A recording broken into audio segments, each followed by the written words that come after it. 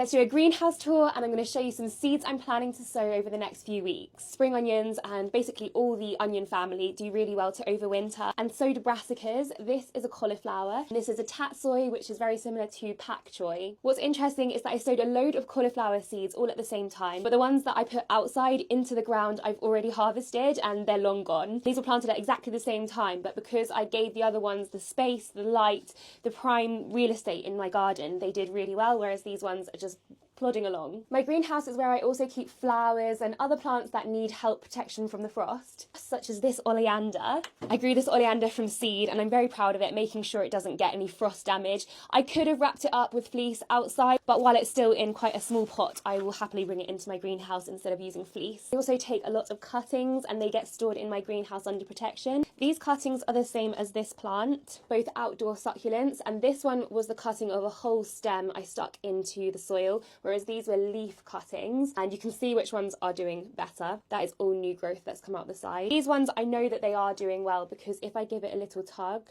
it's resistant, and just for you I'm going to pull it out. You'll be able to see the roots. There we go.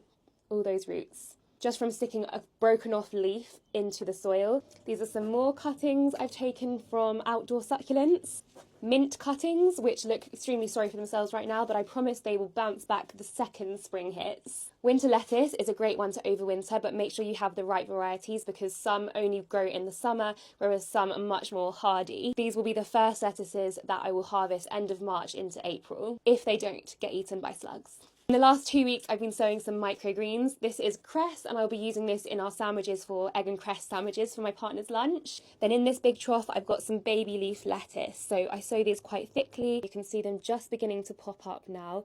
They're very sweet at this stage. You could do this exact method with rocket seeds, or also if it's quite mild, then coriander seeds might work. If you're worried, you can germinate them inside, and as soon as they're germinated, bring them outside into the greenhouse and put some fleece over. As a general rule, I'll be happy to grow my plants on outside as long as the nighttime temperatures don't drop below 4 degrees, and that hasn't been happening recently, especially in the south of England. Just outside London, so we've got our own microclimate here anyway, and also there's lots of trees around which stops the wind coming, so I haven't got to worry about wind chill. Sometimes I will lose plants, but the thing about gardening is that you have to keep sowing things. Just have something on the go, sowing all the time. If something dies, you bring it out, you pop in another plant straight away. You're always using your space and you need to have constant backups, always. So then let's talk about what seeds to sow now. Peas, which I like to harvest as shoots, and they get sown into these deep produce containers. I would sow around 20 seeds in this tray and I would germinate it inside, and then I would bring it out into the greenhouse or into a cold frame. Here are a few vegetable seeds to sow now.